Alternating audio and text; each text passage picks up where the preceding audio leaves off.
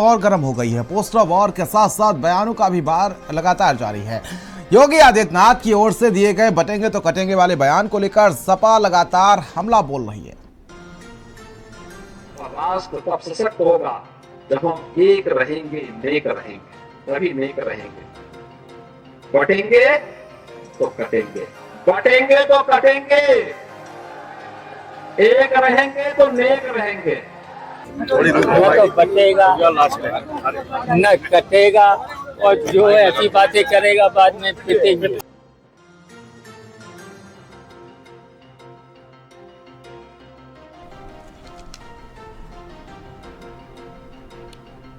तो इस तरीके से बात की जाए, समझने की कोशिश की जाए। आज मायावती ने प्रेस कॉन्फ्रेंस की और प्रेस कॉन्फ्रेंस करते हुए उन्होंने बीजेपी और समाजवादी पार्टी दोनों पर निशाना साधा।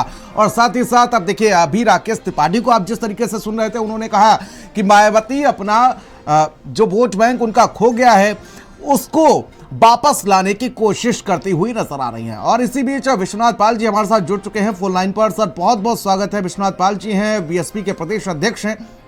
2024 का जो लोकसभा चुनाव था इन्हीं के नेतृत्व में लड़ा गया।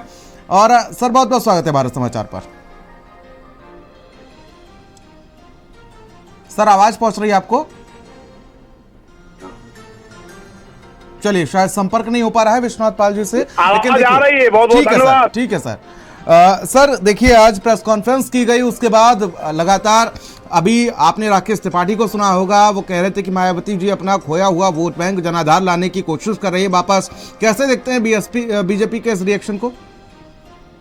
राकेश त्रिपाठी जी भी बहुजन समाज पार्टी की नर्सरी से गए हैं और बहुजन समाज पार्टी जो है इसका वोट कोई नहीं तब हुआ है न कोई है। अभी इस लोकसभा में भी हमको 2 लाख से लेकर के 3 लाख तक वोट मिले हैं। ये वोट किसके थे?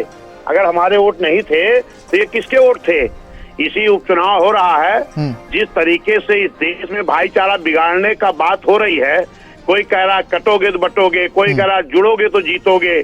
निश्चित है माननीय बहन जी ने हमारे कहा है कि बहुजन समाज पार्टी से जुड़ोगे तभी आगे बढ़ोगे जी। लेकिन सर कहीं ना कहीं एक बड़ी चुनौती होगी आपके, क्योंकि जिस तरीके से अगर देखा जाए तो 24 के लोकसभा चुनाव में अगर 19 से इसको कंपेयर किया जाए तो बीजेपी के बाद सबसे बड़ी पार्टी उत्तर प्रदेश में आपकी थी सीटों के मामले में, लेकिन 24 तक आते आते आपने सारी सीटें गंवा दी।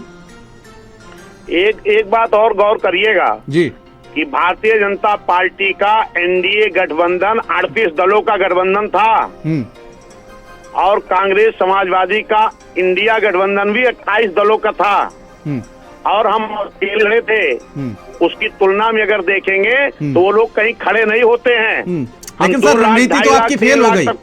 2 लाख 3 लाख 2.5 लाख वोट हम पाए जी।